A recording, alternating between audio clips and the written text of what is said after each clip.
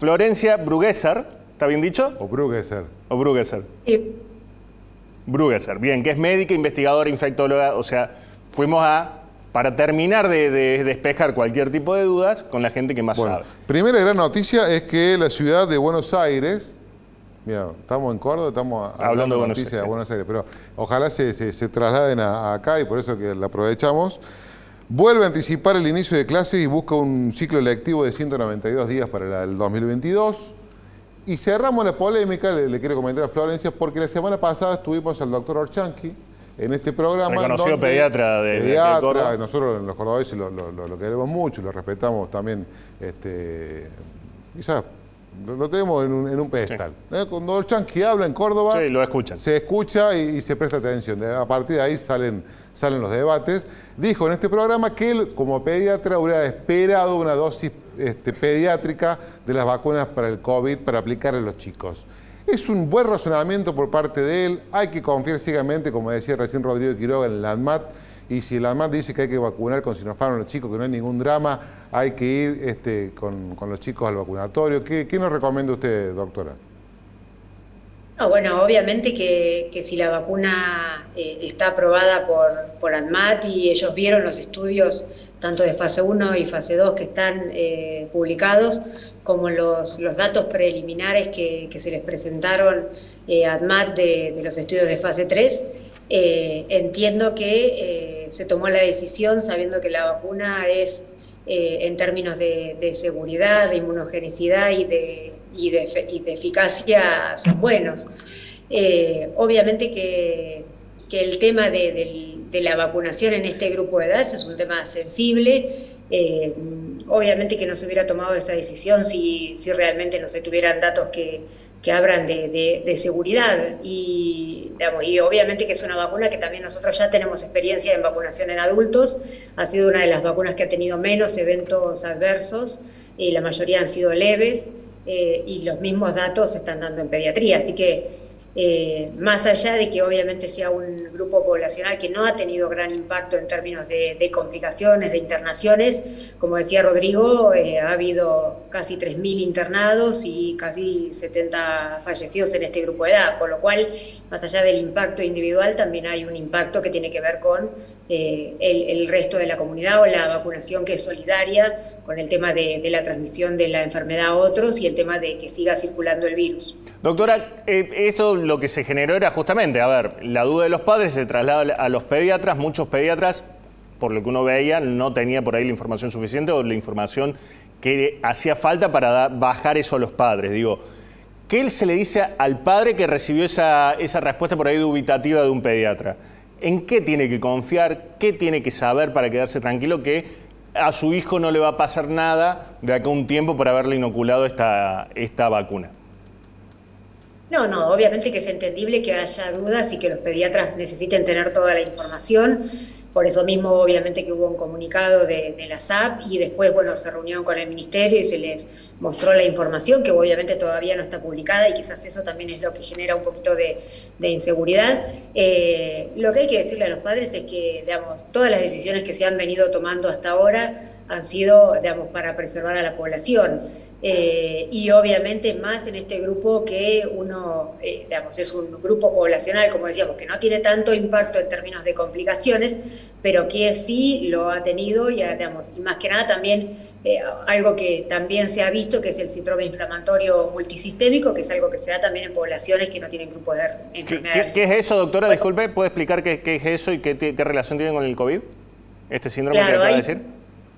El síndrome inflamatorio multisistémico, que es una enfermedad inflamatoria que se da después de haber tenido COVID y que se da en la población pediátrica y que, el impacto es muy importante en términos de complicaciones y se da en poblaciones que no tienen factores de riesgo.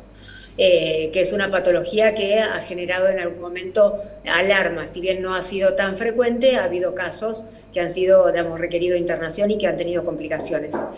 Pero, más allá de, obviamente, la importancia de lo que tiene que ver a nivel individual de proteger al niño, lo que tienen que saber los padres es que es una vacuna que los datos que tenemos, tanto los que están publicados y los que son preliminares, y además los datos que tenemos en adultos y la amplia experiencia que se está teniendo en adultos y además hay varios países que ya se está vacunando a la población pediátrica y también tenemos esos datos de vigilancia de post-comercialización que se está dando en China, en los Emiratos Árabes Unidos, en El Salvador, y datos de de seguimiento, que los padres tienen que estar seguros. Bueno, doctora, ese era uno de los puntos que ponía en duda justamente el doctor Ollán, que bueno, a ver, China, Emiratos Árabes, El Salvador, digamos, no son países, China aparte por su régimen de gobierno ponía en duda el tema de cómo habían conseguido los voluntarios, los niños voluntarios para hacer fase 1 y fase 2, pero también plantea, bueno, después está El Salvador y Emiratos Árabes, no hay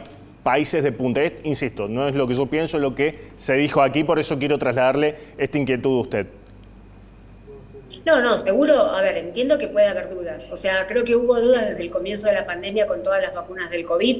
Son vacunas que se hicieron en una pandemia, en una emergencia, pero que obviamente que a medida que fue pasando el tiempo, la información que fuimos teniendo y además los datos que se fueron viendo y la vacunación en la población mostró que cada vez que el Ministerio de Salud recomendó una vacunación con los datos que se tuvieron, se vio que después esos datos fueron reales y que realmente las vacunas fueron seguras y no hubo complicaciones.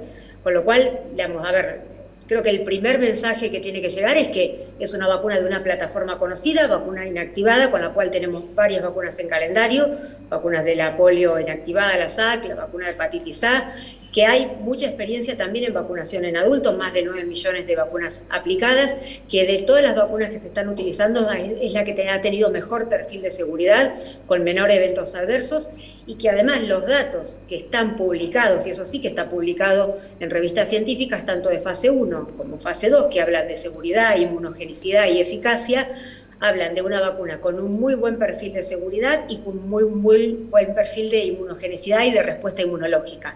Y obviamente que los datos de fase 3 que se presentaron a la ADMAT fueron los que hicieron que se aprobara esta vacuna. Hay datos, perdón, esa era la otra pregunta, digo, en vacunas pediátricas, ¿hay datos de fase 3? Porque también leí y escuché decir, no, ¿cómo vas a hacer estudio de fase 3 si le tenés que poner los medicamentos, ¿cómo se me fue la palabra? El medicamento, el placebo. Cuando tenés que poner el placebo a una población, y eso inclusive, insisto, es lo que uno lee, y por eso le pregunto a usted qué sabe. ¿Son así los estudios de fase 3 con niños también?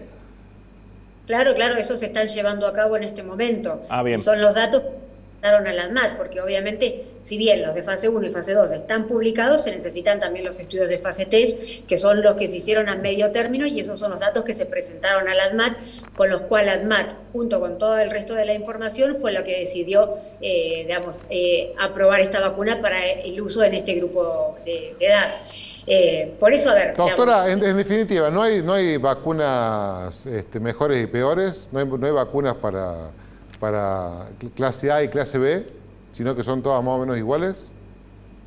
Claro, un poco el mensaje que tiene que llegar en esta pandemia, y es lo que venimos hablando desde el principio, es que la mejor vacuna es la que yo tengo aplicada, la que tengo disponible.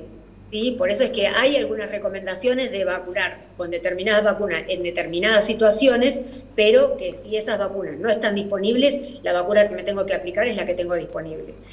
Obviamente que a medida que vamos avanzando en la pandemia, vamos aumentando a distintos grupos poblacionales que al principio no teníamos. Ustedes recuerden que al principio solamente vacunábamos a mayores de 60 años con comorbilidades, personal de salud, después agregamos algunas comorbilidades que no estaban incluidas al principio, después agregamos embarazadas, cuando se vio que eran un grupo importante también, y tengan en cuenta que la embarazada es un grupo de población que es bastante sensible en términos de vacunación, por obviamente la situación en la que está, y se vio que era segura y que era efectiva y que era importante vacunar las embarazadas porque también fue un grupo que tuvo un impacto importante en COVID, con lo cual, todas las medidas que se vienen tomando son en pos de proteger a la población. Creo que los padres se tienen que estar tranquilos. La SAP se expidió y recomendó enfáticamente la vacunación. No lo hubiera hecho si realmente no hubieran visto los datos, y los datos que se estaban mostrando hablaran de que es una vacuna segura. Así que yo creo que el mejor mensaje es vacunar a los chicos. Si bien, como les decíamos al principio, quizás no es un grupo que tenga tanto impacto, lo puede tener, sí, porque ha habido internaciones en este grupo de edad, y además porque solidariamente digamos, es una vacunación solidaria. Yo voy a vacunar a mi hijo, que no va a contagiar a sus abuelos o que no va a permitir que el virus siga circulando, y en caso de que entre una variante como con las características de Delta o con la variante Delta empiece a ser dominante, probablemente el impacto, como decía Rodrigo, de las complicaciones y las internaciones sea menor porque el virus va a circular menos. Doctora, muchísimas gracias por estar en Córdoba, por estar en Posta. Muy amable. No, gracias. Hasta luego.